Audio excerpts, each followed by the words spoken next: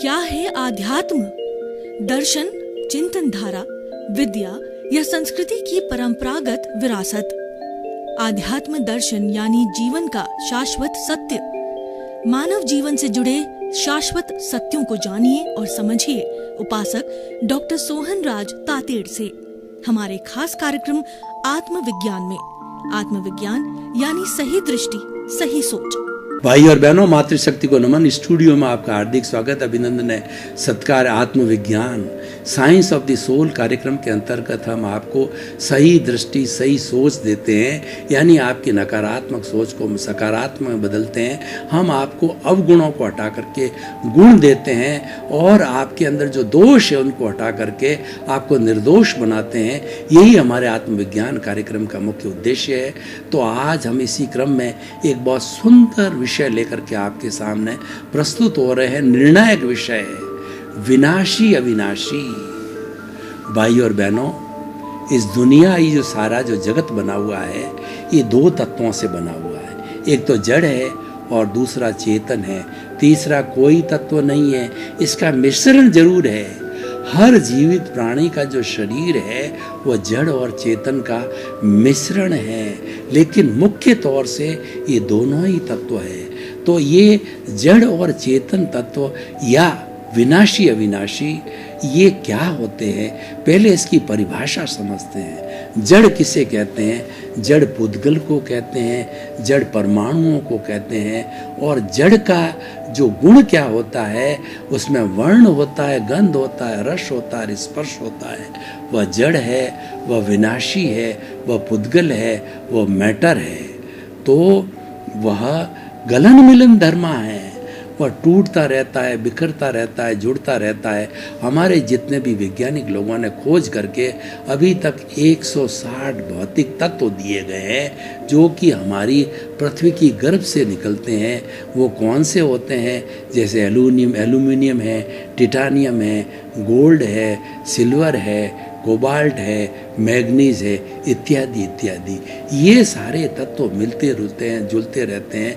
और आज सोना है, कल अभ्रक बनेगा, फिर बदल करके भोडक बनेगा, फिर एल्युमिनियम बनेगा, फिर जो है कोबाल्ट बनेगा। इस तरीके से ये पर्याय बदलते रहते हैं, ये बदलाव चलता रहता है।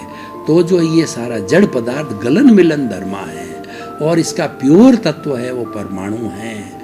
परमाणु का भगवान महावीर स्वयं, जड़ का प्योरेस्ट तत्व है वो परमाणु है। भगवान महावीर ने परमाणु की परिभाषा दी है कि परमाणु पुद्गल का वो शुद्ध तत्व है जो आँखों से दिखाई नहीं देता है, जो नॉन डिस्ट्रक्टिव है।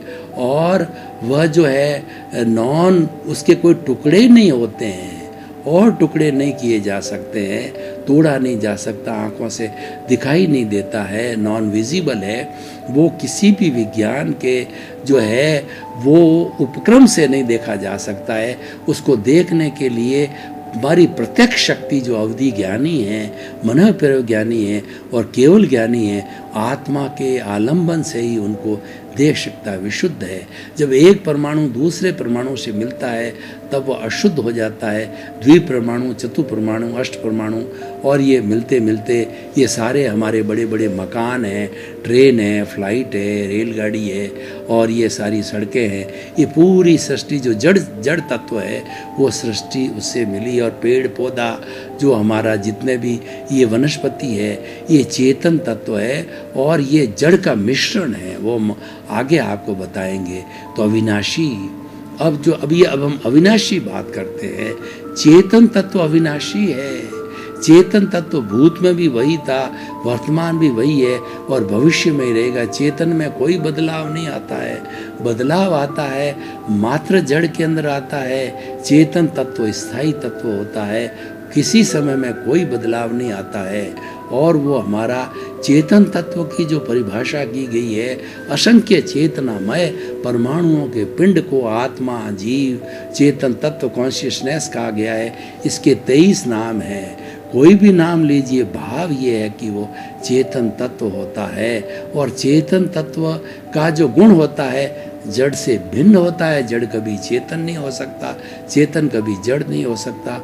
और उसके गुण क्या है कि वह जो है वो फीलिंग्स होती है और उसके अंदर सुख दुख की अनुभूति होती है, वो ग्रोथ करता है, प्रजनन करता है, अपने जैसा नया जीव बनाता है और उसकी फीलिंग संवेदनाएं होती है। इस तरीके से 9 कैरेक्टरिस्टिक उसके हमारे आगमों में बताए गए हैं। और हमारा जो वैज्ञानिक पक्ष है उसने भी 9 कैरेक्टरिस्टिक भौतिक तत्वों को मिला के, दोनों एक है लेकिन दोनों को एक रहते हुए भी जो है वो हम भौतिक तत्वों को जो है वो दोनों को जो है दोनों वो चेतन अलग है, जड़ अलग है, दोनों साथ रह सकते हैं। हमारा ये शरीर है वह मिश्र चेतन है, वो यानी इसके अंदर चेतन आने से ये जो जड़ तत्व है वो हिलता है, डुलता है, खाता है, पीता है, उठता है, बैठता है और सारा चिंतन करता है।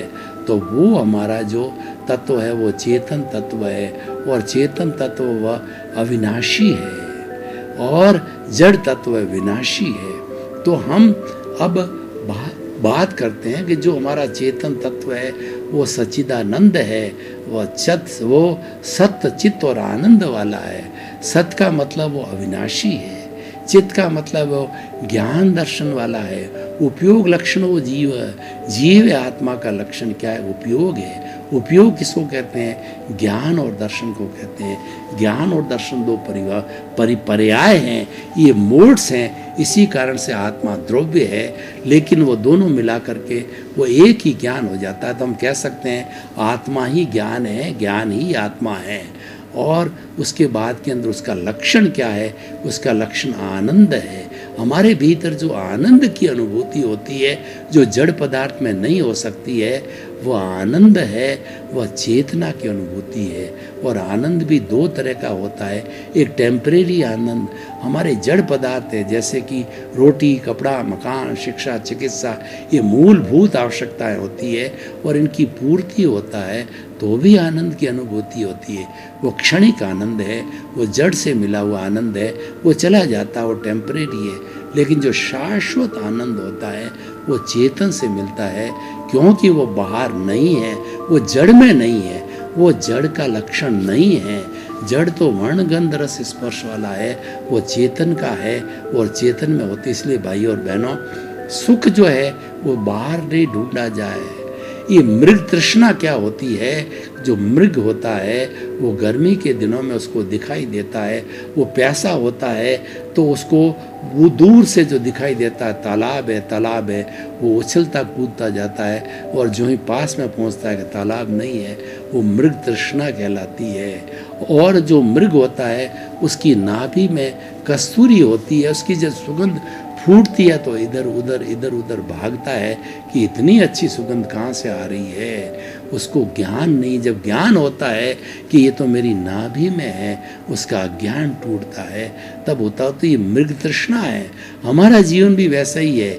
हम रोटी में, कपड़े के अंदर और खाने में, पीने में, घर में, मकान में, धन में, दौलत में ये सुख ढूंढते हैं। सुख मिलता है, वो क्षणिक है, पर जो ही वो चीज़ चली जाती, अच्छा भोजन चला गया, सुख चला गया, मकान चला गया, सुख चला गया, गरीब हो गए फिर दुख आ गया, और हमारे घाटा लग गया तो हमको दुख हो गया। वो टेम्परेरी था। लेकिन आत्मा का सुख अजस्र सुख है, जो वो नाभि में कस्तूरी की तरह है, वो कहीं जाता नहीं, उसके नाभि में ही रहता है। तो हमें वो शाश्वत सुख को पाना है, और शाश्वत सुख को पाने के लिए हमें विनाशी और अविनाशी के भेद को जानना पड़ेगा। ये भेद विज्ञान है, ये दृष्टि विज्ञान है। जब हम भेद विज्ञान करते हैं तो हमें शाश्वत सुख की प्राप्ति होती है, सनातन सत्य की प्राप्ति होती है। भेद विज्ञान सनातन सत्य है, जड़ अलग है, चेतन अलग है, दोनों साथ रहते हैं, दोनों पड़ोसी है, लेकिन ये अलग है। ये तो नाशवान है, ये तो जड़ है, ये तो पीछे से लेकर के आया है।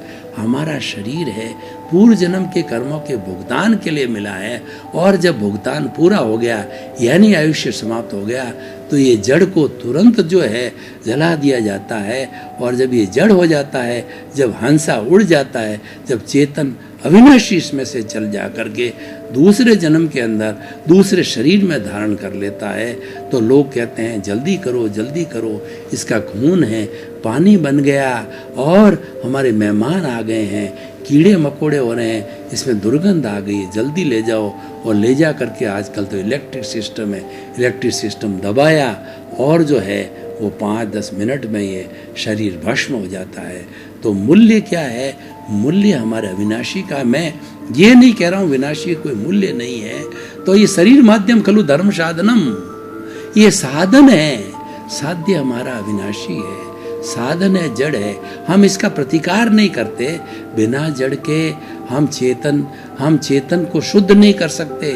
चेतन को मुक्ति दिलाने के लिए शरीर माध्यम खलु धर्म साधनम, ये तो मंदिर है, इसमें प्रभु विराजमान है। जब हम किसी मंदिर के अंदर प्राण प्रतिष्ठा करते हैं तो भगवान विराजित हो जाते हैं और उसको भगवान मान करके और हम उसकी पूजा करते हैं क्योंकि वो प्राण प्रतिष्ठित है।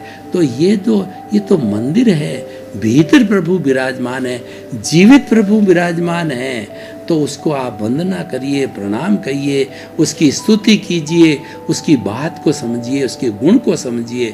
उसका गुण है ज्ञाता दृष्टा में है, ये जानने वाला है, ये देखने वाला है, ये अशरीरी है, ये अक्रिया है, ये अजन्मा है, ये सूक्ष्म है, ये अजर है, ये अमर है, ये इसका कोई रंग नहीं, रूप नहीं, गंध नहीं, वर्ण नहीं, ये जलती नहीं, मरती नहीं, कटती नहीं है, किसी को रोकती नहीं, किसी से रुकती नहीं है।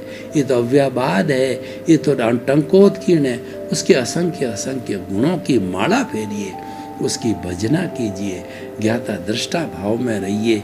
ये हमारा अविनाशी तत्व है। जड़ और चेतन का भेद विज्ञान किया तो भेद विज्ञान करते हुए भी हम जड़ में रहते हुए भी, यानी हमें जो सुख दुख पीछे से हमारे जैसे भाव कर्म यशवंत राज ने किए थे और सोहन राज आज द्रव्य कर्म के रूप में भुगत रहा है। सोहन राज जैसे भाव कर्म डालेगा और उससे भाव करेगा, उससे हमारे कर्म बीज पड़ेंगे, कर्म बीज करके कर्म फल और जो है वो कर्म परिणाम के रूप में आने वाले समय में यशवंत राज नाम की बॉडी बनेगी।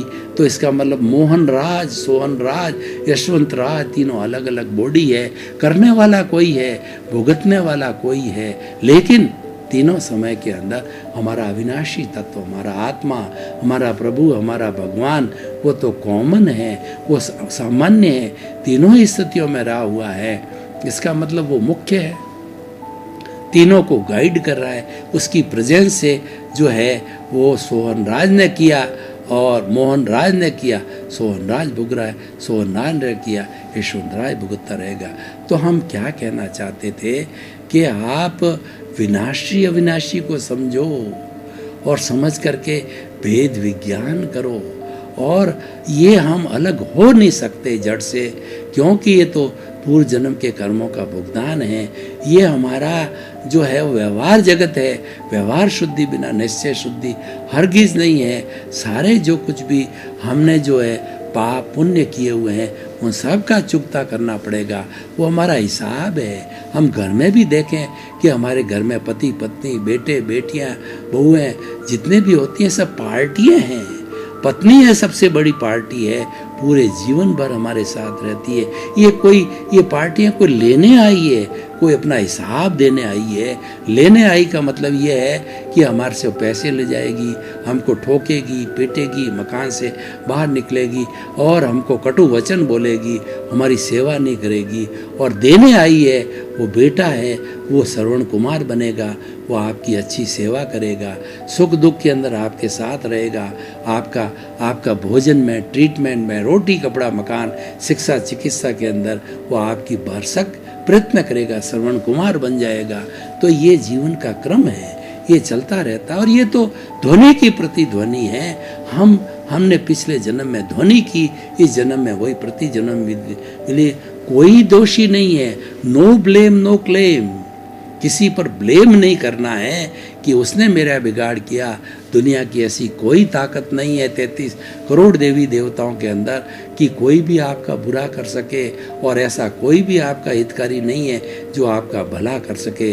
जो आपका कर्मोदय है, जो आपका पुण्योदय है, पापोदय है, जो प्रारब्ध है, उसी के अनुरूप आपको सुख दुख मिल रहे हैं उसको एक साथ जानो। आप स्थित प्रज्ञ रहो, आप प्रज्ञा चक्षु बनो। प्रज्ञा चक्षु स्थित प्रज्ञ कब बनता है साधक? जब वो ज्ञाता दृष्टा भाव में रहता है, जब वो राग द्वेष से समता भाव में आता है। समता भाव जो है वह हमारी शुद्ध दृष्टि है, वो हमारा पुरुषार्थ है, हमारा रियल पुरुषार्थ है, उसमें रहना चाहिए।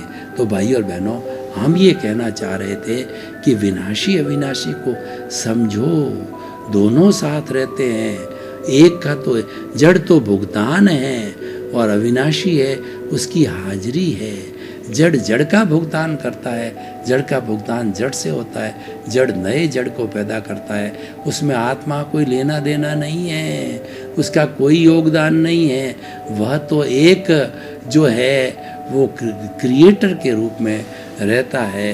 तो इसीलिए जो है वह हमें इस बात को समझना चाहिए, और हमने नो ब्लेम नो क्लेम की अवस्था में रह करके और ज्ञाता दृष्टा भाव में रह करके अपनी दृष्टि को जो है शुभ और अशुभ से हटा करके शुद्ध अवस्था में ले जाना चाहिए। हर वक्त ये जागृति बनी रहनी चाहिए, और ये जागृति जब हर वक्त बनी रहेगी तो निश्चित तौर से हम मुक्ति की ओर जाते रहेंगे। तो भाई और बहनों, मैं निष्कर्ष की भाषा में बात करना चाहता हूँ कि विनाशी अविनाशी जो ये आज हमने जो एपिसोड लिया है, ये विनाशी अविनाशी का एपिसोड क्या है कि आप जड़ और चेतन को जानिए और इसके ऊपर भेद रेखा खींचिए। तो ये आपको मालूम होगा कि दोनों साथ रहने वाले हैं, दोनों के बिना काम नहीं चलता है। जो कुछ साधन है वो जड़ है और जो साध्य है वो चेतन है। इसको शुद्ध करना, और शुद्ध कब होगा? जब जड़ और चेतन अलग अलग हो जाएंगे तो जड़ भी शुद्ध हो जाएगा, चेतन भी शुद्ध हो जाएगा, चेतन मुक्ति में चला जाएगा। तो हमारे जीवन का साध्य क्या है, हमारे जीवन का पुरुषार्थ क्या है कि जड़ और चेतन विनाशी अविनाशी को अलग करना है और जिन उनको प्योर अवस्था में पहुंचाना है। यही हमारे जीवन का लक्ष्य है और ये हमारा रियल पुरुषार्थ है। तो भाई और बहनों, आप हमेशा रियल पुरुषार्थ करते रहिए और आगे बढ़ते रहिए। यही आज के एपिसोड का मुख्य हमारा भाव है और यही हमारी आज की शिक्षा है। अब आप देखिए कि विनाशी अविनाशी की जानकारी करने से और कितने बड़े फायदे होते हैं हमारे को। हिंसा अहिंसा की भावना हमारे में आती है और अहिंसा के लिए कहा गया अहिंसा सब भूय खेमंग करिए। अहिंसा सबकी माँ है। सारे जितने भी धर्म ग्रंथ है अहिंसा माँ की कोख से जन्मे हैं। अगर किसी भी धर्म में से अहिंसा को निकाल दिया जाए, अहिंसा शून्य धर्म किया जाए तो वो जड़ धर्म हो जाएगा, वो धर्म नहीं अधर्म बन जाएगा।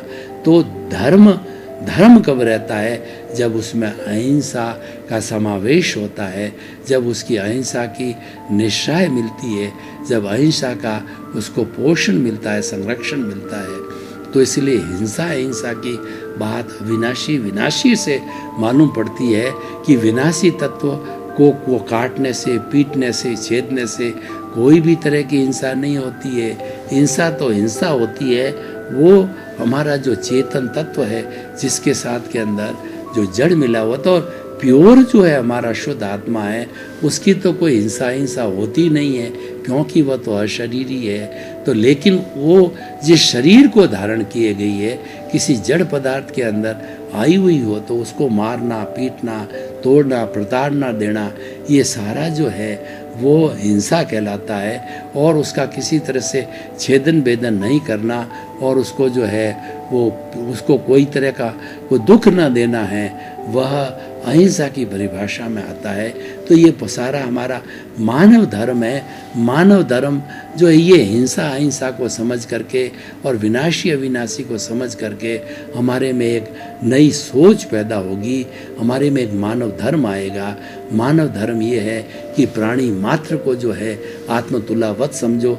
जैसी मेरी आत्मा है वो सभी प्राणियों की आत्मा है और वो जो चीज़ हमको अच्छी नहीं लगती है वह चीज़ हमें किसी प्राणी के साथ के अंदर नहीं करनी चाहिए, ऐसा हमारा दृष्टिकोण बनना चाहिए। तो इस तरीके से हम आगे बढ़ेंगे विनाशी अविनाशी को समझ करके, तो हम जीवन में सफलता को प्राप्त करेंगे।